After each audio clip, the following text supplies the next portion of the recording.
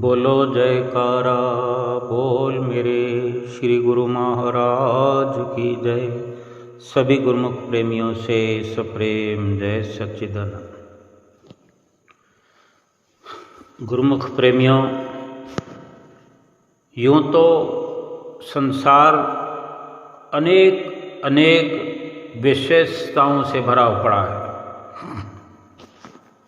एक से बढ़कर एक साधन है, एक से एक बढ़कर सुंदरता है, एक से बढ़कर एक वैज्ञानिकता है, आधुनिकता है, एक से बढ़कर एक मनोरंजन के साधन है। और जीव, ये इंसान यानी हम, इन सब से अपना नाता जोड़े हुए हैं। यहीं पर लाखों करोड़ों इंसान कमाता है, यहीं इसी संसार में अनेक रिश्ते नाते बनाता है जो हद से ज़्यादा प्यारे लगते हैं हमें। एक से एक ऐसी ऐसी सामग्रियां हैं जिनको देखने से, जिनका साथ पा लेने से, जिनको प्राप्त कर लेने से बड़ा अपने आप को एक बड़ा सुंदर अनुभव होता है, सुकून सा लगता है, सुख जैसा लगता है, शांत जैसा लगता है कि हमने कोई खजाना पा लिया है। लेकिन महापुरुषों का जो नज़रिया है, महापुरुषों की जो वाणियाँ हैं, महापुरुषों की जो विचारधारा है, उससे अनुभव होता है कि चाहे लाखों करोड़ों इकट्ठे करें, एक से बढ़कर एक सुंदरता प्राप्त करें, एक से बढ़कर एक रिश्ते नाते बनाएं जो हद से ज़्यादा हमें प्यार करने वाले हों, हम उनसे हद से ज़्यादा लगाव रखते हों, वो सब कुछ पाकर भी एक प्यास जो आत्मा की है, एक प्यास जो भक्ति की है, आत्मा जो भक्ति के लिए प्यासी है, आत्मा को जो भक्ति की चाहत है, आत्मा को भक्ति से उम्मीद है, भक्ति में ही आत्मा का सुख है, आत्मा की शांति है, आत्मिक आनंद है, आत्मा की परमात्मा से मिलने की उम्मीद बद्धी है। वो भक्ति इस संसार में नहीं मिल सकती। उन सामानों में, उन सुंदरताओं में, उन मनोरंजन के लोक लुभावन खेलों में। क्यों कि संसार में सब कुछ होते हुए आत्मा की प्यास बुझाने वाली सांसारिक स्तर पर भक्ति की प्राप्ति नहीं की जा सकती। ठीक इसी प्रकार जैसे सागर जो है पानी से भरा हुआ है, जैसे संसार अनेक अनेक सुखों से भरा हुआ है, इंसान प्राप्त कर रहा है, एक से एक बढ़कर सुख भरे पड़े हैं, लेकिन हर सुख को पा करके वो अधूरा नजर आता है। हर सुख को पा लेने के बाद वो सुकून से, शांति से खाली नजर आता है। वो सब कुछ दिखाई देता है जिसको पा लेने से उसे सुख मिल जाएगा, शांति मिल जाएगी, लेकिन होता उल्टा है, क्योंकि वो सारे झूठे सुख हैं, क्षणभंगुर सुख हैं, बेबका हैं, फना हैं। जिस प्रकार सागर पानी से भरा हुआ है, अगर किसी को प्यास लगी हुई है, सागर के किनारे खड़ा हुआ है, सागर के बिल्कुल नज़दीक है, प्यास बुझाने वाला पानी अथाह सागर के अंदर भरपूर है, लेकिन कोई भी इंसान सागर के पानी से प्यास नहीं बुझा सकता। सागर के किनारे जाकर के पानी की प्यास, कोई पानी से प्यास बुझाने की अगर उम्मीद रखता है तो उसे पछतावा हाथ लगेगा, क्योंकि वो दिखने में जो पानी है वो प्यास बुझाने के काबिल नहीं है, क्योंकि वो अति खारा पानी होता है जो प्यास बुझाने के काम नहीं आता। और वो सागर जो है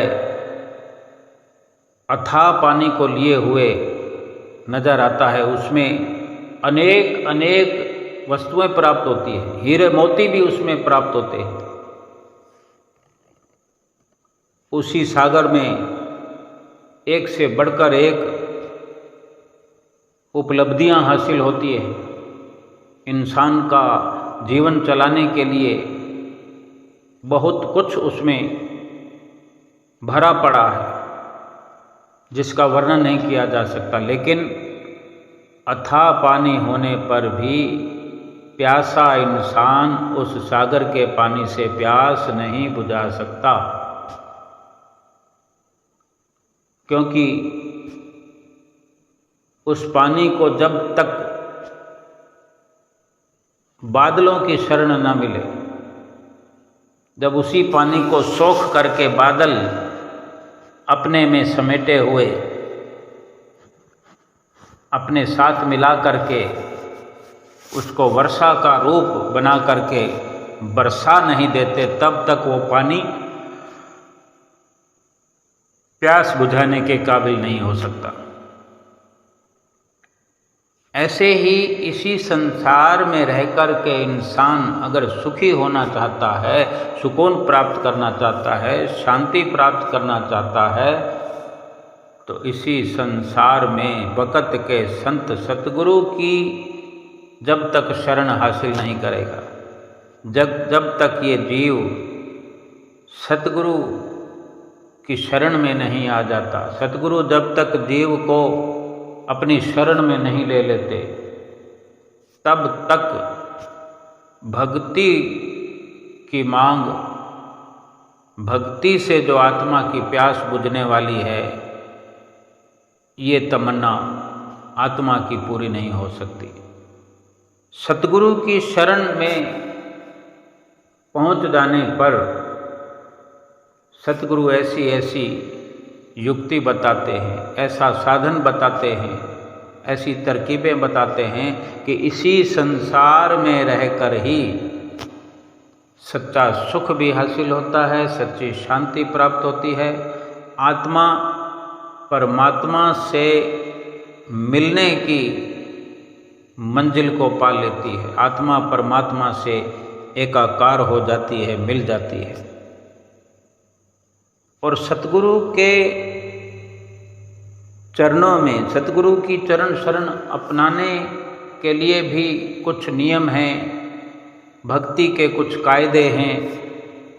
कोई अगर विचार करे कि सतगुरु के दर्शन करने मात्र से मैंने सतगुरु को पा लिया या सतगुरु के दिल में जगह बना ली, सतगुरु जब अपनी शरण में हमें ले लेते हैं, अपनी शरण बख्शते हैं, हमें अवसर देते हैं, मौका देते हैं, तो नित्य प्रति कुछ न कुछ हमें भक्ति के नियम सिखलाते हैं, कुछ कानून समझाते हैं कि क्या कायदा कानून भक्ति का है, परमार्थ का है, आत्मा को परमात्मा से मिलाने का क्या सफल तरीका है, क्या राज है, क्या रहस्य है। जो गुरमुख चल पड़ते हैं संतों महापुरुषों की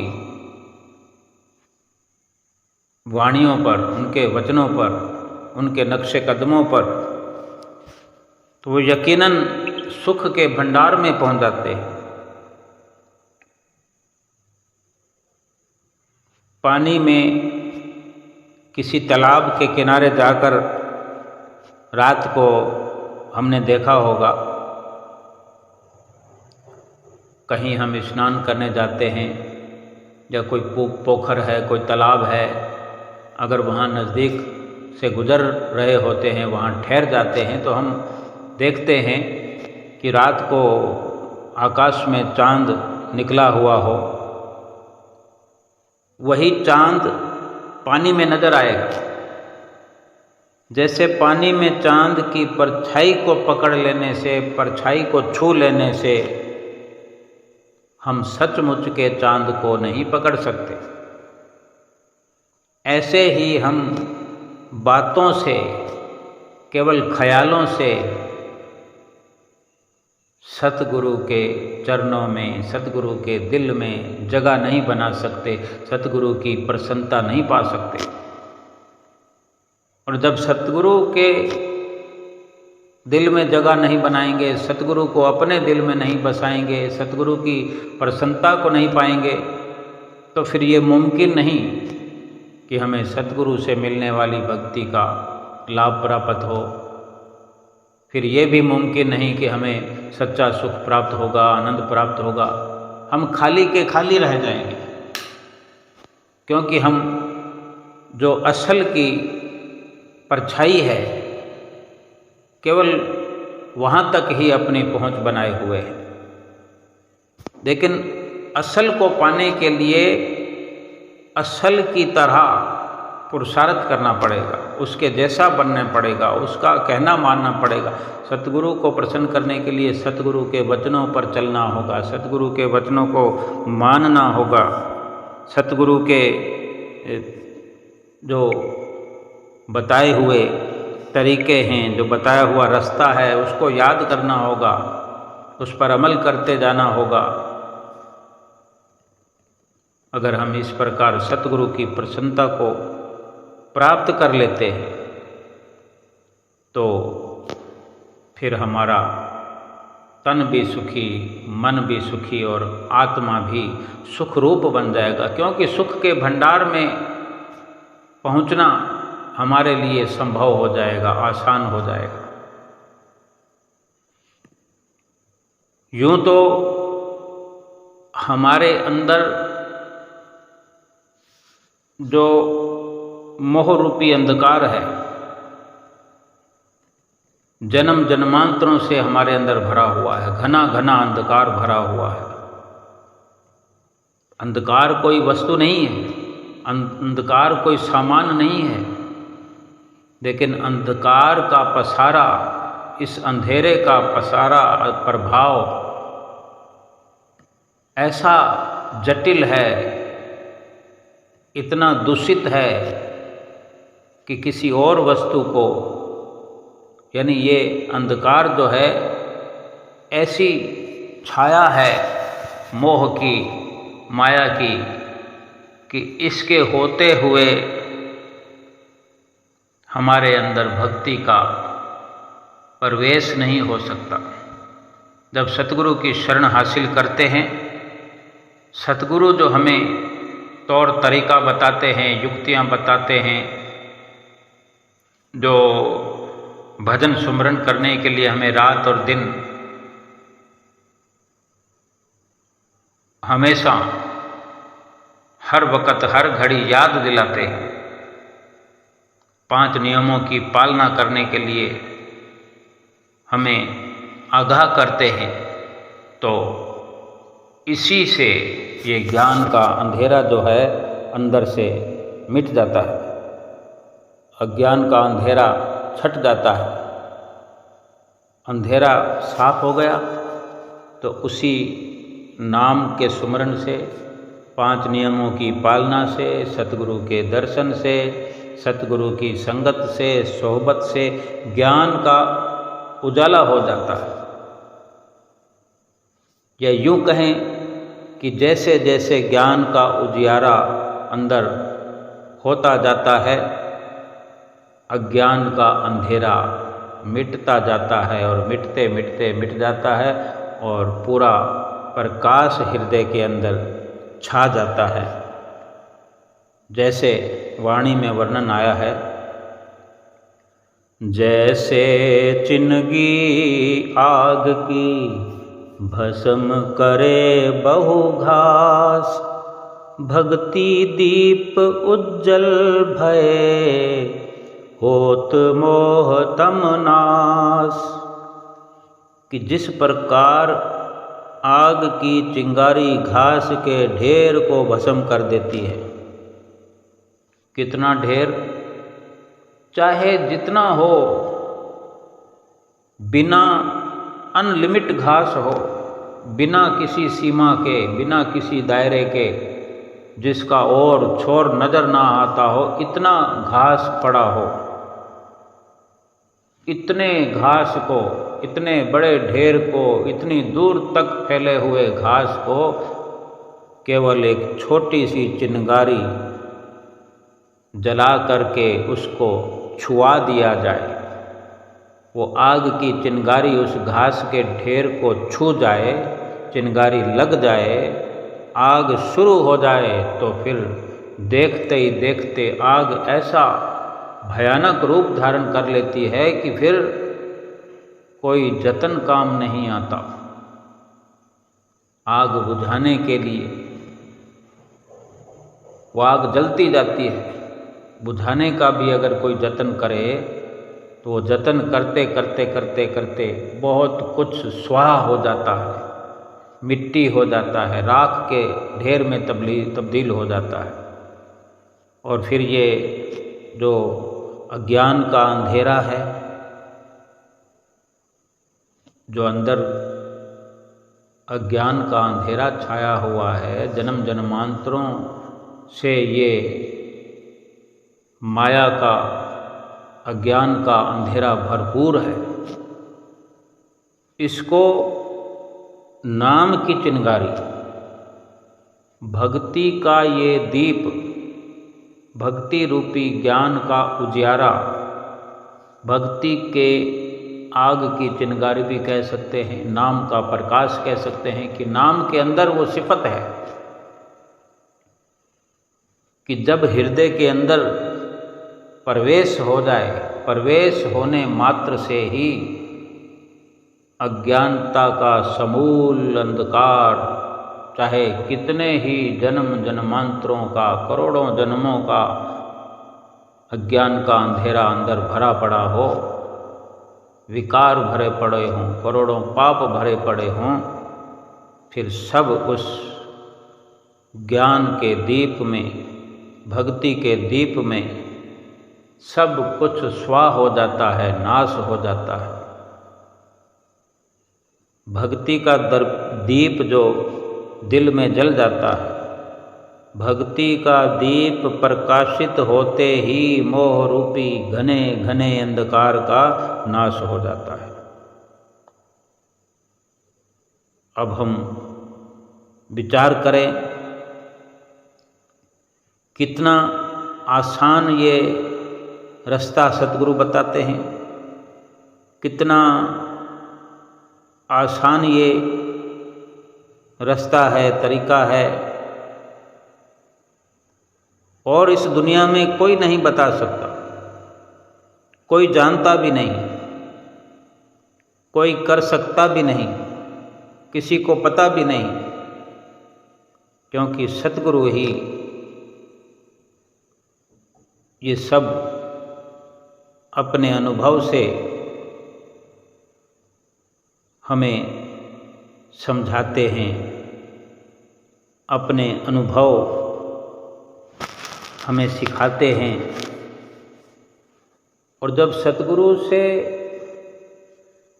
इस प्रकार से रिश्ता कायम हो जाए,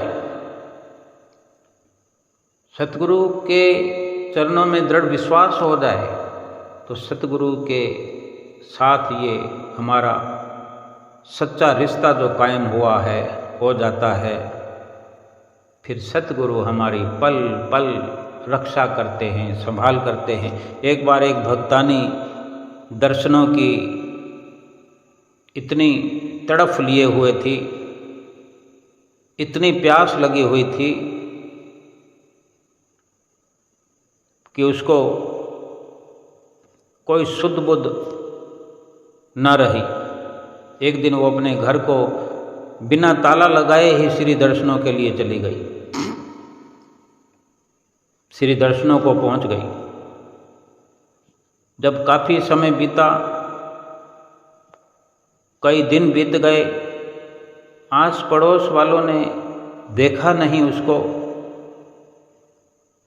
और विचार करने लगे कि वो भक्तानी कई दिनों से नज़र नहीं आई, चलो पता करते हैं। तो आस पड़ोस से जो भी उनके घर जाता उन्हें वो भक्तानी तो मिलती नहीं, परंतु जो भी पता करने के लिए जाता हर किसी को सफ़ेद वस्त्र पहने हुए बाबा जी वहाँ बैठे हुए नजर आते। अब घर तो खुला था, ताला लगा हुआ नहीं था, तभी घर में जाकर के देख रहे थे लोग कि जाकर देखें, ताला तो लगा नहीं है लेकिन भक्तानी को देखा नहीं, कई दिन हो गए। जो भी आस पड़ोस से वहाँ देखने के लिए जाता तो भक्तानी उनको नहीं दिखती। सफ़ेद कपड़े पहने हुए बाबा जी वहाँ बैठे होते हैं, वही सबको नज़र आते हैं। वो चुप करके वापस चले आते हैं, वो नहीं जानते कि वो कौन है। तो कुछ दिनों के बाद जब वो भक्तानी दर्शन करके अपने घर आती है, तब सभी आस पड़ोस वालों ने पूछा, सब पूछने लगते हैं कि भाई जब तुम यहाँ नहीं थी तो तुम्हारे पीछे तुमने किसको बिठा के रखा हुआ था, किसको अपने घर पर छोड़ गई थी, रखवाली करने के लिए कौन तुम्हारे घर में रह रहा था। हम तुम्हारे घर पर कई बार आए तो कोई सफ़ेद वस्त्र पहने हुए बाबा जी बैठे हुए होते थे, तो और कोई तो क्या समझता, लेकिन वो भक्तानी समझ गई कि मेरे श्री गुरु महाराज जी ने पीछे से मेरे ना होने पर मेरे घर आकर के मेरी भी रक्षा की है और मेरे घर की रखवाली की है। और इसी प्रकार श्री गुरु महाराज जी का शुक्रिया अदा करने लगी। तो गुरुमुख प्रेमियों, जो यकीन अपने सतगुरु पर करते हैं, जो सतगुरु से अनन्य प्यार करते हैं, वही समझ सकते हैं। उनके सच्चे प्रेम में, सच्चे विश्वास में पहले से अधिक इजाफा हो जाता है।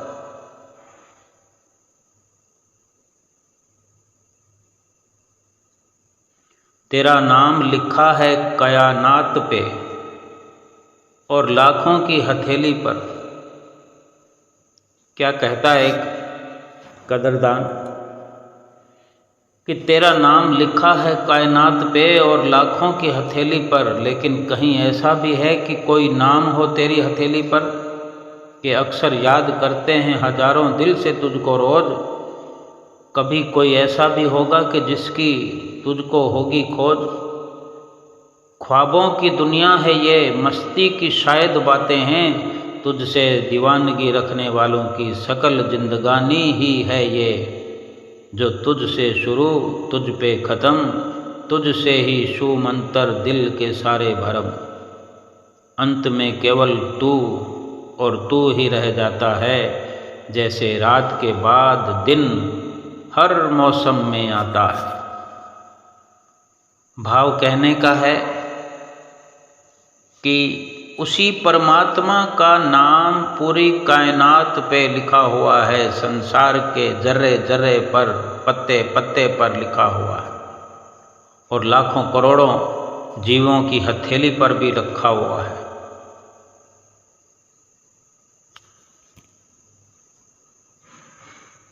ये ख्वाबों की दुनिया है, ये संसार।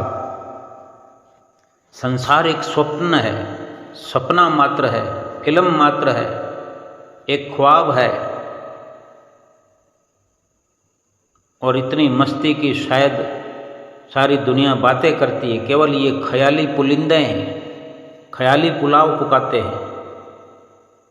लेकिन भगवान से दीवानगी रखने वालों की यही जिंदगानी है कि वो तुझ पे शुरू होती है और तुझ पे ख़त्म होती है। तुम्हीं से यानी परमात्मा से ही, परमात्मा के नाम से ही सारे दिल के भरम छू मंतर हो जाते हैं। जितने भी दिल में भरम हैं, विकार हैं, क्लेश हैं, कष्ट हैं, भरम हैं, सब के सब भरम मिट जाते हैं उसको याद करने से, उसकी दीवानगी में, उसका दर्शन करने से, उसका सुमरन करने से। सारी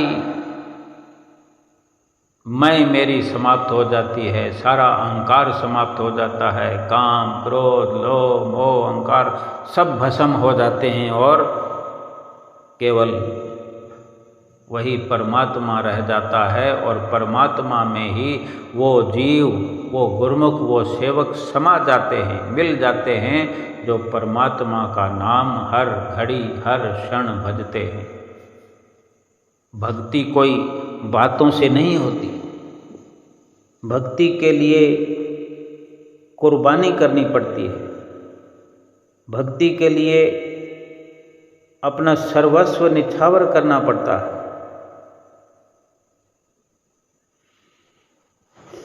एक बार बहुत पुराने समय की बात है, दूसरी पातशाही गुरु महाराज जी की,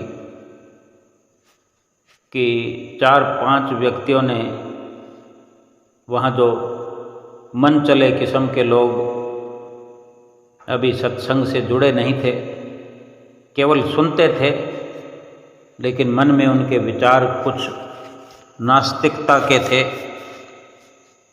तो 4-5 व्यक्ति दूसरी पातशाही गुरु महाराज जी की परीक्षा लेने आए। आपस में उन्होंने क्या सलाह की कि श्री गुरु महाराज जी को भांग पिलाते हैं और इनकी परीक्षा लेते हैं कि अगर ये कोई कामिल मुर्शिद हैं, शाही फकीर हैं, परम संत हैं, परमात्मा का रूप हैं, तो ये भांग पी कर के भी उसके असर को पचा लेते हैं, इन पर भांग का नशा नहीं होता, प्रभाव नहीं होता, तो समझ में आ जाएगा कि ये पूर्ण योग निष्ठ परमेश्वर का रूप है। अगर प्रभाव पड़ गया तो ये भी निश्चित हो जाएगा कि ये कोई पूर्ण योगी नहीं है, कोई परमेश्वर का रूप नहीं है। तो उन्होंने ये सोचकर इतनी तेज भांग की मात्रा में तेज भांग मिला करके भांग को घोटा कि कई जनों को नशा चढ़ जाए, इतनी भांग उन्होंने दूसरी पातशाही गुरु महाराज जी को अर्पण किया। और श्री गुरु महाराज जी ने भांग को देखा और देखते ही समझ गए, क्योंकि जो पूर्ण योग निष्ठ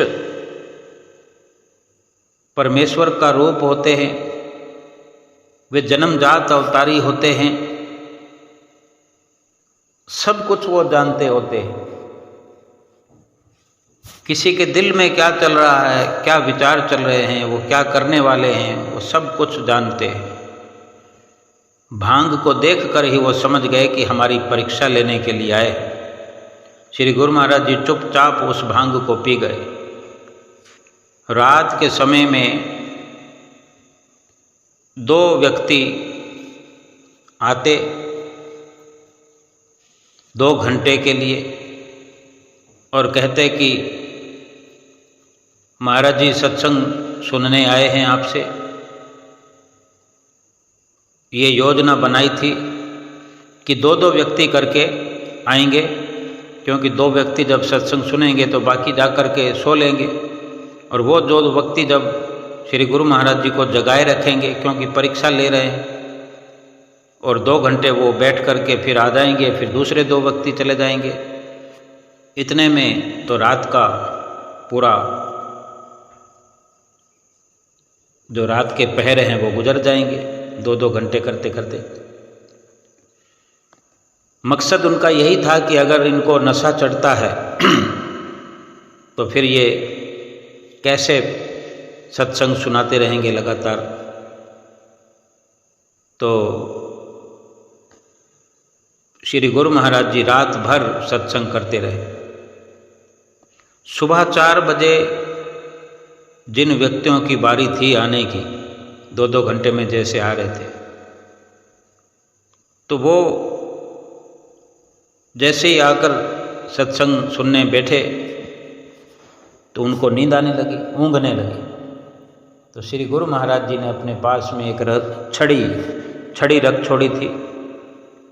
श्री गुरु महाराज जी ने वो छड़ी उठाई और उन व्यक्तियों को छड़ी से थोड़ा सा सचेत किया, खबरदार करते हुए कहा, क्यों भाई, परीक्षा तो लेने आए हो हमारी कि हम नींद करते हैं कि नहीं, और खुद सो रहे हो। भांग तो पिलाई हमें और नींद करते हो तुम। सावधान होकर बैठो, यहाँ नींद का कोई काम नहीं है। और इसी प्रकार सारी रात सत्संग चलता रहा। श्री गुरु महाराज जी ने एक उबासी तक नहीं ली। ये सब कुछ देखकर वो हैरान हो गए और श्री चरणों में मत्था टेक कर दंडवत प्रणाम करके क्षमा याचना की। सबको पूर्ण विश्वास हो गया कि ये दिव्य पुरुष है। सतगुरु के चरणों में ऐसा ही दृढ़ विश्वास होना चाहिए। सतगुरु हमारे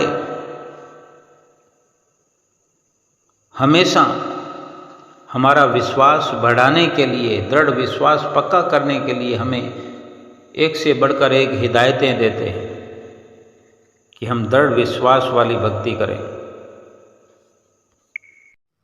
और दृढ़ विश्वास करने से, दृढ़ विश्वास से भरपूर होकर सुबह सुबह ही हमें शुरुआत करनी चाहिए।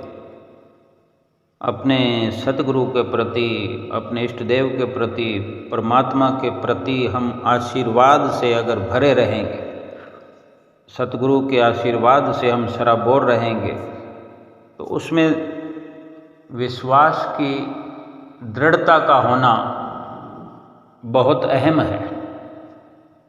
क्योंकि जहाँ दृढ़ विश्वास होता है वहाँ अपने आप मेहर की बरसात होती रहती है, आशीर्वाद की बरसात होती रहती है, और गुरमुख प्रेमी सेवक रहमतों की बरसात से अंदर ही अंदर से भीगते रहते हैं और एक दिन भीग भीग करके भक्ति के रंग में रंगे जाते हैं। गुरमुख का दिन की शुरुआत उठते हुए, दिन की शुरुआत करते हुए एक भक्ति भाव से भरा हुआ एहसास अपने अंदर पैदा करें, या एक आशीर्वाद अपने आप को भी दें, खुद अपने आप को आशीर्वाद दें। सबसे पहले हम इष्ट देव परमात्मा का सुबह की पहली किरण में ही शुक्राना करें। आज जो दिन हुआ, हमने जो इस नई सुबह को देखा, इस नई सुबह का अनुभव हम सतगुरु को याद करते हुए करें। पहला पहल शुक्राना सतगुरु के लिए हमारे दिल के भाव से निकले और संकल्प करें, यकीन करें, दृढ़ विश्वास से भरपूर हो जाएं, निश्चिंत हो जाएं कि आज का दिन बहुत ही अच्छा होने वाला है। इसमें कोई संशय न रहे। दृढ़ विश्वास का मतलब ही यही है कि फिर कोई संशय भ्रम की कोई गुंजाइश नहीं रहे।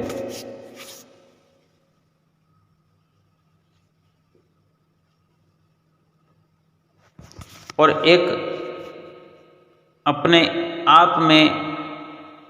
अपने आप से ये अनुभव साझा करें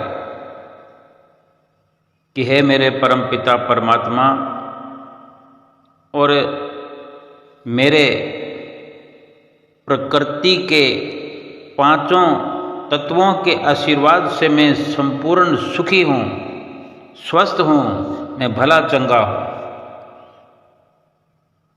अक्सर हम बोलचाल की भाषा में कहा करते हैं, हाल चाल पूछने पर कहते हैं बहुत बढ़िया है, बहुत मज़े में हैं, आनंद में हैं। अगर ये बात हम दिल से कहना सीख जाएं, इस बात की सत्यता को समझ पाएं कि वास्तव में ये केवल कहने की बात नहीं है, अनुभव करने की बात है। दृढ़ विश्वास रख करके सतगुरु के चरणों में ये समझने की ज़रूरत है कि वास्तव में अपने परम पिता परमात्मा से, अपने सतगुरु से भीतर ही भीतर ये भाव साझा करें और इस सच्चाई का बयान करें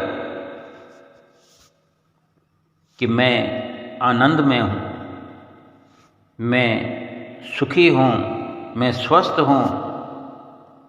इसका सारा श्रेय मेरे सतगुरु को जाता है। अनेक अनेक शब्दों के माध्यम से हम सतगुरु से बातें कर सकते हैं, अपने परमात्मा के साथ जुड़े होकर के परमात्मा का एहसास हर पल हर घड़ी कर सकते हैं। अनेक शब्द हैं, जैसे कि मैं हेल्थ, वेल्थ और हैप्पीनेस से सदा भरपूर हूँ, क्योंकि मेरे सतगुरु का वरदानी हाथ मेरे सिर के ऊपर है। परमात्मा सतगुरु हमेशा मेरे साथ रहते हैं, इसीलिए मैं आत्मा रूप में, आत्म स्वरूप में मैं निर्भय हूँ, और मैं अपने सतगुरु की छत्र छाया में सदा सुरक्षित हूँ। इस कल्याणकारी संगम युग पर मैं एक विशेष और एक महान आत्मा हूँ। परमपिता परमात्मा के आशीर्वाद से मैं बुद्धिमान हूँ, मैं हर कार्य में सही निर्णय लेता हूँ और सफलता भी प्राप्त करता हूँ। मैं सर्वशक्तिवान परमात्मा की संतान, उसी का अंश मात्र हूँ। परमात्मा जो सर्वशक्तिमान है, मैं उसी की संतान मास्टर सर्वशक्तिमान हूँ। यानी उस परमात्मा का मैं अंश हूँ, उसका बच्चा हूँ, उसका शिष्य हूँ।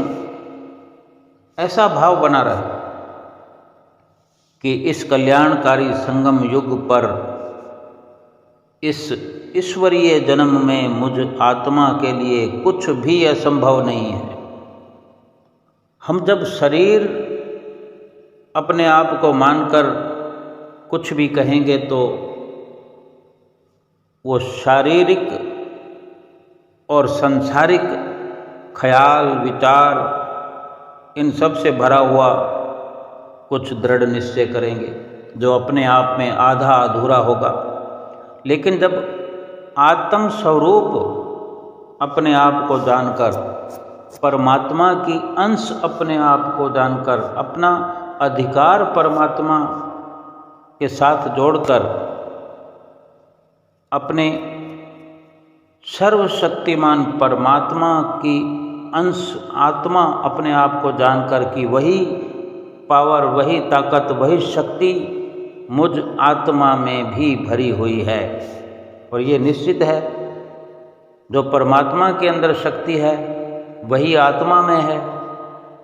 लेकिन हम शरीर जान करके अगर कुछ विचार करते हैं, अपने आप को शरीर मान करके बात करते हैं, शरीर मान करके भक्ति करते हैं, भक्ति का ख्याल करते हैं, संसार में रहते हैं, उठते बैठते हैं, व्यवहार करते हैं, तो फिर वो सच्चाई लुप्त हो जाती है, वो शक्ति गायब हो जाती है। तभी तो हम देखते हैं कि हम शरीर रूप में तो सारा दिन कुछ ना कुछ मांगते रहते हैं, कुछ दुखों का बयान करते रहते हैं, कुछ परेशानियों का जिक्र करते रहते हैं। कभी सुख का सांस नहीं लेना हमें दिखाई देता,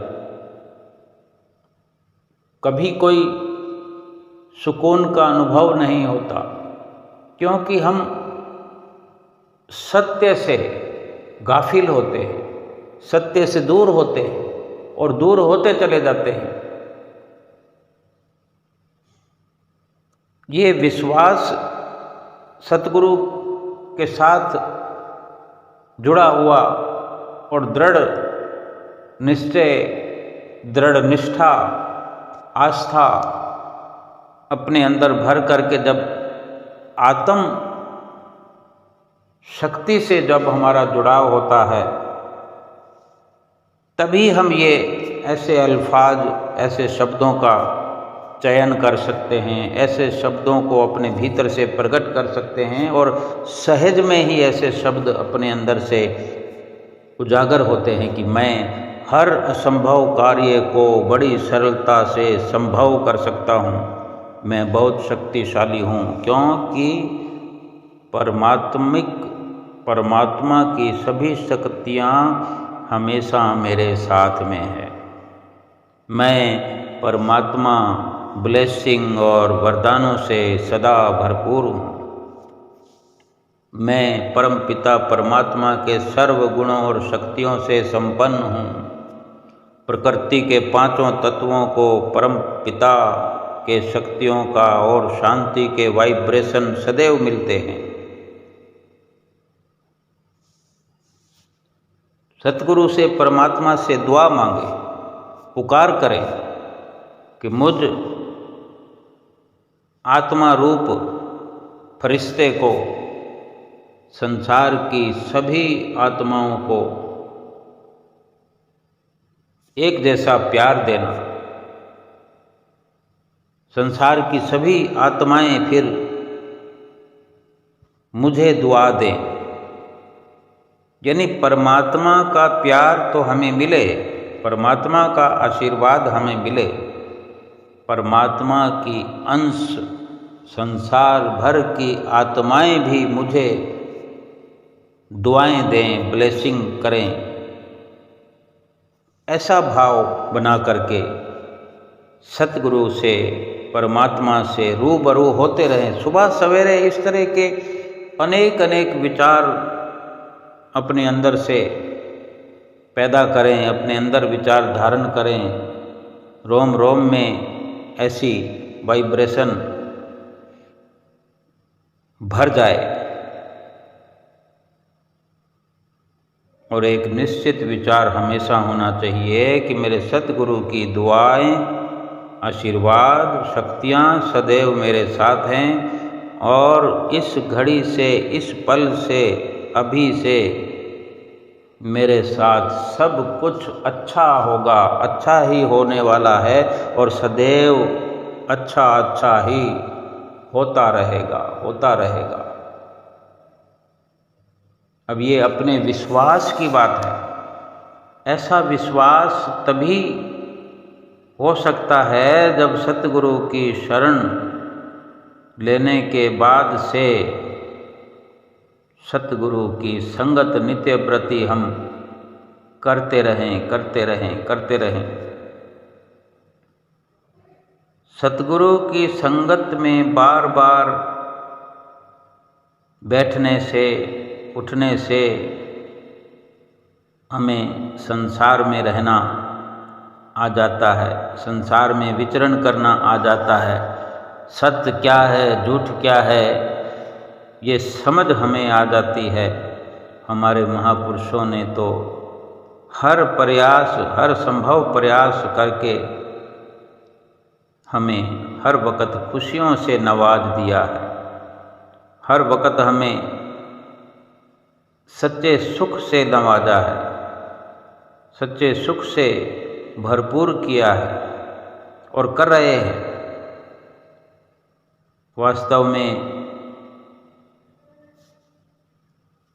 महापुरुषों का एक पैगाम भी है जो कदरदानों ने वर्णन किया है कि तू बंदा है सतगुरु का, तो बंदा है सतगुरु का, अपने फूल से चेहरे को मुरझाया न कर।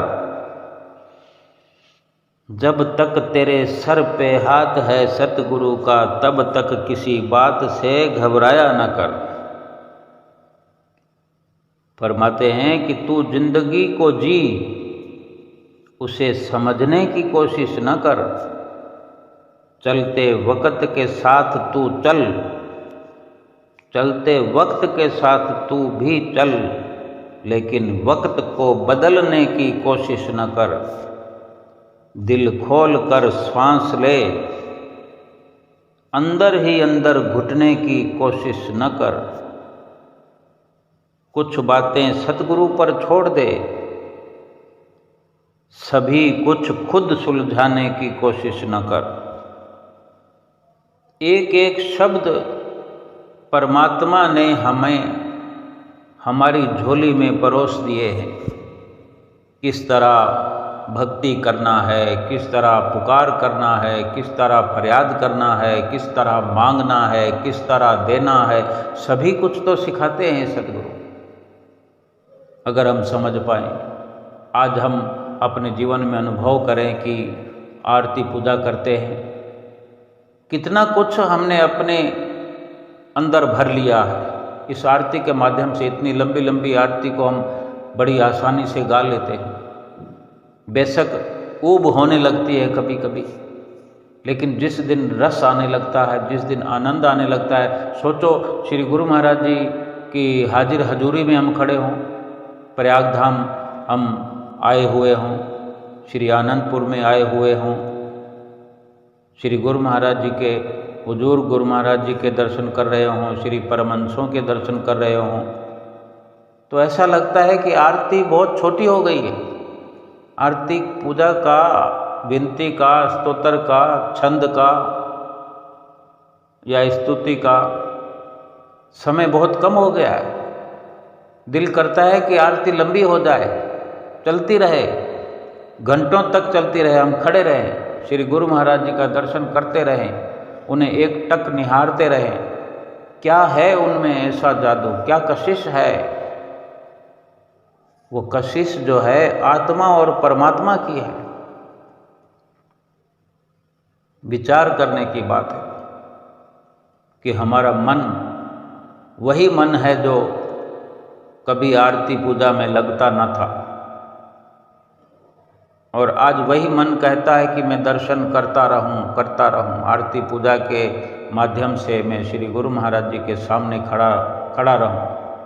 तब मोबाइल देखने की भी ज़रूरत नहीं पड़ती, मोबाइल से बात करने की भी, कहीं फ़ोन आ जाए तो उसको तुरंत काट देते हैं। ये सब सच्चे विश्वास, दृढ़ निष्ठा के होने पर ही ऐसा अनुभव हम अपने अंदर करते हैं। वरना तो कहीं से फ़ोन आने पर आज भी विचलित हुए प्राणी सत्संग से बाहर जाते हुए देखे गए हैं, हम देखते हैं। अनुभव ये करना है कि हमने जितना प्रयास किया है उसके अनुसार हमें कितना लाभ आज हमें हो गया है। इस संसार में रह कर के सभी के सभी लोग तो आत्मा की प्यास भक्ति के द्वारा नहीं बुझा सकते। हम भी संसार में रहते हैं, आम दुनियादार भी इसी संसार में रहते हैं। क्या सबकी आत्मा की प्यास बुझ रही है? केवल केवल गुरुमुख प्रेमी, और उनमें भी दृढ़ विश्वास वाले, आप जैसे गुरुमुख प्रेमी, आप जैसे सेवक जो सत्संग से प्यार करते हैं, जो सतगुरु से प्यार करते हैं, उनके पांचों नियमों से प्यार करते हैं और निभाते हैं। अगर नहीं भी निभा पाते तो उनको निभाने के लिए चिंता करते हैं, सोच विचार करते हैं, 2 घंटे भजन अभ्यास करने की पुरजोर कोशिश करते हैं और सफल भी होते हैं। कहीं कमी पेशी होती है तो उसकी परवाह करते हैं कि यार आज मेरा भजन अभ्यास छूट गया या कम रह गया, उसका अफसोस करते हैं। यही दृढ़ विश्वास की निशानी है। इसलिए हमारा दृढ़ विश्वास बढ़ता रहे, सतगुरु के प्रति हमारा प्यार बढ़ता रहे, ऐसा प्रयत्न बार बार करना है, हर बार करना है। पांचों नियमों की पालना दृढ़ता से करनी है, 2 घंटे भजन अभ्यास हर हालत में करना है और अपने सतगुरु की प्रसन्नता को प्राप्त करके अपना जीवन सफल करना है। बोलो जयकारा बोल मेरे श्री गुरु महाराज की जय।